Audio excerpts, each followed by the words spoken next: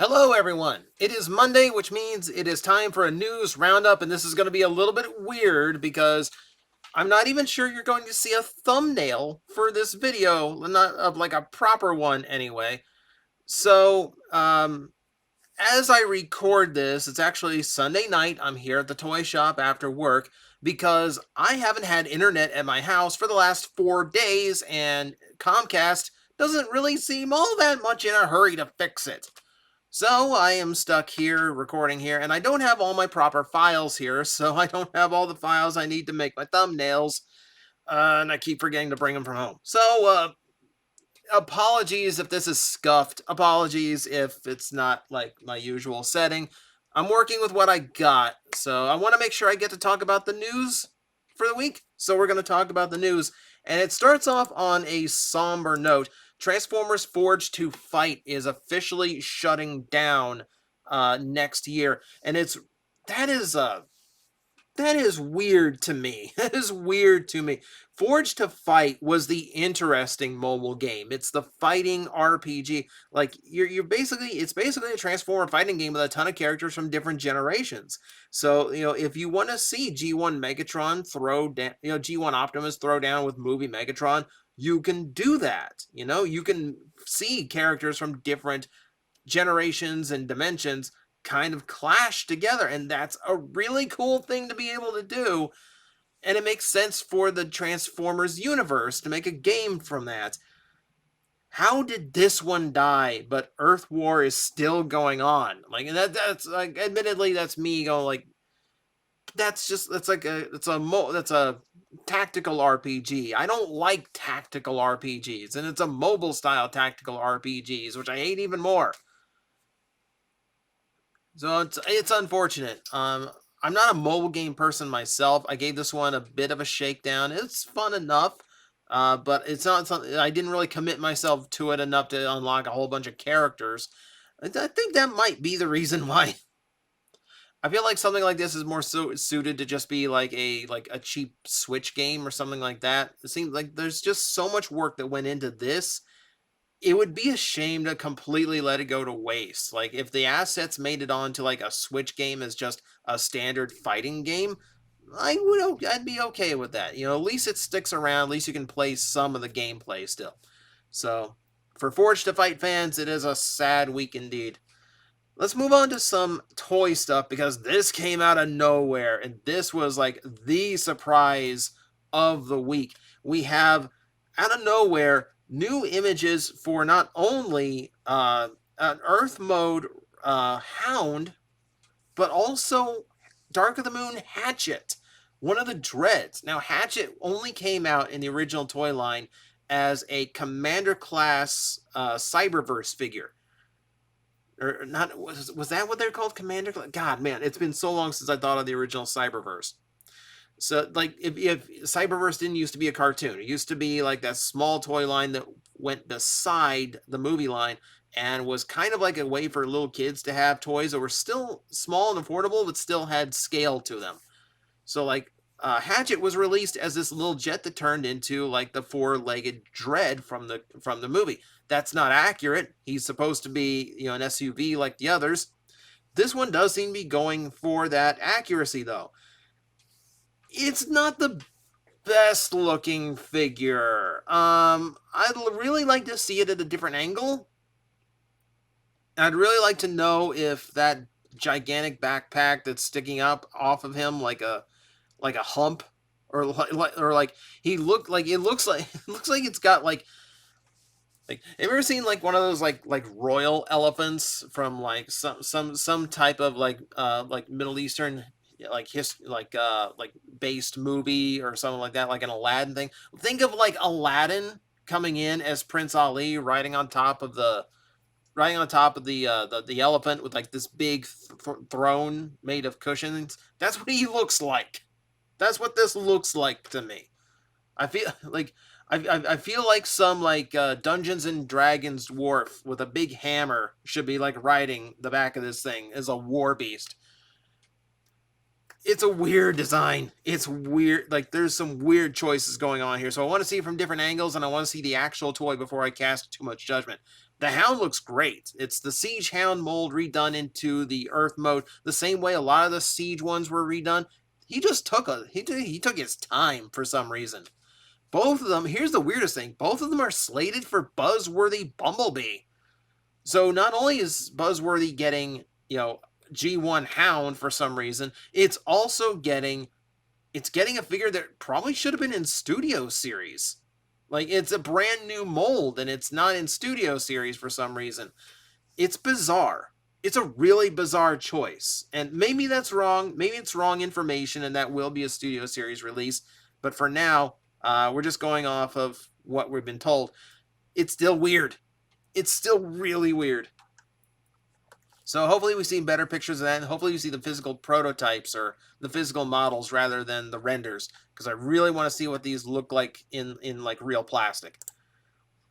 Speaking of real plastic, we actually do have shots of our first weaponizer alike for Scraphook from the Legacy. And this guy just keeps looking better and better.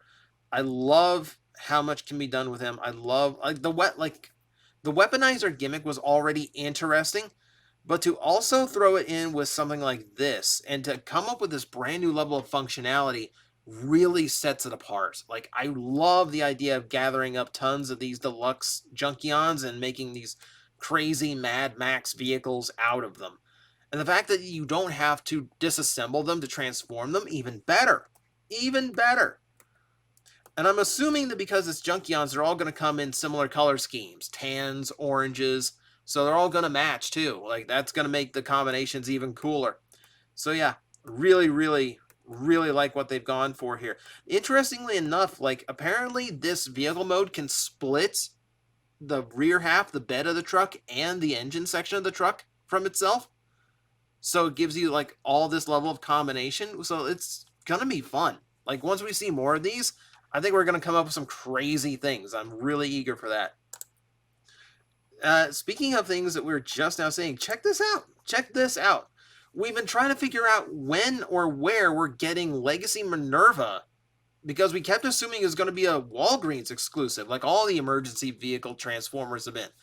But this was spotted at a Canadian GameStop. Now, granted, distribution's probably going to be different in Canada than it is here. I don't remember what Siege Ratchet and Red Alert did, but I do know we weren't expecting this.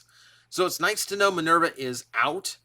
She is available somewhere in the world. I need to get my hands on one when they are available in America, because I do really like throwing some Japanese G1 into the mix. Really cool they actually got it, and she looks really good. I'm hoping that she feels a little bit more solid than Elita 1 does, who's already not bad. But like, I'm hoping second go around tweaks some things up. So I want it. I want to get my hands on this one. All right, we got a closer look at some Earthspark toys from Sydney Oz Comic Con. So we can take a look at all the different scales of Bumblebees we are getting. So the big gimmick one on the left, the deluxe is in the center, and then the one step, and then the little finger flip changer that everyone's going to put on their middle finger because, ooh-hoo, we're so mature. I think there's a photo of that, which I'm going to leave off for the sake of decency. But, we still got more pictures of the figures in box. The box still looks really, really nice. We see still looks so good. I'm getting more and more excited for this. I'm more excited for this than I was Cyberverse. Because there's just something about this that just, like, it feels like they're going all out a little bit more than they did the last time. And it is just genuinely looks like they're trying to do some really fun and cool things with these toys. Now, here, now we're going to, jeez. Let me focus on things. Like, if the packaging is doing something weird here. So, like, it almost looks like we're getting the same packaging size for, like, one-step flip changers as we are the Warrior class and the Deluxe class. Because here's Deluxe Prime. Or at least I believe this is Deluxe Prime. Well, no, this is probably Warrior. This is probably Warrior because, yeah, Elita is over here. Yeah, and there's that Ghost Autobot symbol. It's on the box too. Yeah, so there's Elita 1. We know she's a Warrior class, and she's kind of in the same similar size box. It seems like I don't understand why they're packaging the toys this way. It looks like you could fit 3 in there. It just feels like... This is where it's kind of confusing. Like, I know paper is more recyclable, but recycling is not as environmentally friendly as you would believe. It takes a lot more than it sounds like it does. So to waste paper product like this is, in a way, doesn't really scream environmentally friendly to me. This seems like a lot of wasted paper, which, like, I don't agree with, like, removing one environmental sin and then just, like, going with a second different environmental sin. Okay, it's biodegradable. The plastic isn't. I get that. But you're looking at, like, a quantity of waste here that's just, like, not really cool. Not really cool. This just seems like, and more to the point, it just looks stupid. More to the point, it just looks stupid. I don't know. Like, the packaging is doing things I like, and then the packaging is doing, like, really stupid things. So, like, it's whatever at this point. All right, so we can move on to a little bit of movie news. Like, hey guys, there's actually a Transformer movie on the way. They're actually doing things with it. So Pete Davidson and Michelle Yeoh. Pete Davidson from Saturday Night Live, Michelle Yeoh from Star Trek Discovery. They've both been announced for this movie. So we do know that Pete Davidson is going to be doing Mirage, while Michelle Yeoh is going to be doing Airazor, which is great for them. Okay, this is going to be a big budget movie. Make those dollars. Good on you. I genuinely hope it's better than they've been doing. I genuinely hope there's actual meaning to the fact that they're casting people as with, like, actual, like, notoriety with the voice acting in this movie, and it's not just going to be like, we cast someone as RC in in Dark of the Moon. She has 2 lines. I hate that stuff. If you're gonna put names in, make them names, right? Make them, like, earn their wage. I want the characters to act like characters, not set pieces, not action props. If you're gonna cast names, I want to hear them be characters. I really hope there is a point to this. And that we're getting a little bit more, like, screen time and audio time for Transformers to be characters. That's all. It seems like I want I don't want it to seem like wanting the stars of the movie to actually be characters in the movie should seem like a big request, but it feels like it is. So we'll see. Earthspark is continuing this little trickle of promo trailers. One now focusing on Megatron, so we get a little bit more of his voice and his personality. He's definitely a toned down, mellow Megatron. Like, when it's his time to act on some Decepticon uprise, he acts. And he definitely seems to have some of that old Megatron, like, hostility in him. But he actually seems to just, like, hang out with Optimus Prime just amicably and fine. He has a human friend. He laughs. He smiles.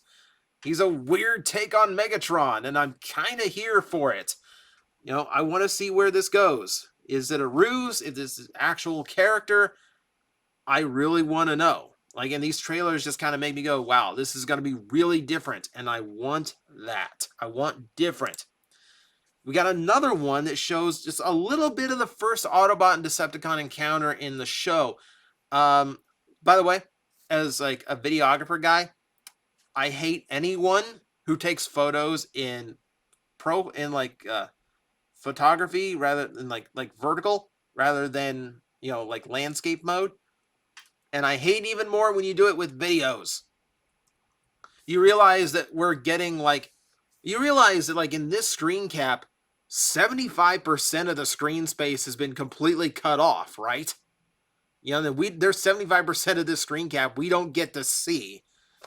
But we got to see Swindle and Hardtop, and we got to hear both of their voices. And Nolan North is doing a pretty good job of coming up with something akin to G1 Swindle. We got a little bit of Elita 1 as well, and got to hear her voice. And I thought she is feisty and really eager to fight. This is like a really hold no punches Elita 1, which is kind of cool. I like that she's just willing to get in there and tumble with Decepticons. I also like seeing just like traditional Energon cubes as well, by the way. That's kind of cool. Traditional G1 noises for the transformations too. So yeah, again, everything on Earthspark just has me kind of like, I want to see more. I want to see more. I want to see more. And to end it off, our news roundup for the week, something weird, something really odd. There are some officially licensed figures that you can find only at Dollar Tree now. Just tiny little figurines. Just like absolute nothing toys. They're just like that. Yeah, it's a dollar store. What do you expect? They're committing the sin that a lot of these toy lines seem to do of making Bumblebee as big as everybody else, which I never like. But as a little rendering of Bumblebee that you just put on a desk and go, hey, there's Bumblebee. That's actually not bad. You know, he looks the part. You know, nothing really looks wrong. Megatron, okay, he's doing that awkward arm position thing where instead of his arm like raising up like this and his shoulder being elevated and like seeing like the mechanics that raised his arm here in his armpit, no, they've gone with like this like straight arm exploding from torso thing, which looks super awkward. So maybe not that one as much. It's better than just leaving Optimus Prime's chest and pelvis completely unpainted. He looks half done. It's Optimus Prime. He's not the one to skip out on. I know you're only charging $1, but come on. You didn't have a budget to put a little bit of blue in his chest? No silver underneath his pecs? No yellow on his where the yellow goes? Soundly looks okay. He's missing his pelvis too, but he's got his freaking chest. Jeez. And then Starscream as well. Starscream is again doing a weird gun thing where it's like taking the animation shots where it's the gun's on the front of his arm rather than the side. So they're whatever. You know, they're cheap little figurines. If you're passing by, like a Family Dollar or a Dollar Tree rather, yeah, it's just nice. Just like they're little nothing, like inoffensive figures, but amusing that things like this still come out from time to time, because there's oddball collectors out there that'll want these. So I just like to point it out, you know. Also, there wasn't any really like goofball, silly, weird news this week. You know, like Adam Savage took a look at that $700 Optimus Prime. You know, that's pretty much as odd as it got. So I want to throw some oddball thing in. So, behold. So, thank you guys for another news roundup. Thank you guys for watching. Hopefully, I won't have to shoot in the toy store next time. Hopefully, this will just be like a temporary thing. But, yeah, Comcast is taking its time. So, let's all hope for the best. But thank you guys for watching, and I hope I'll see you next time.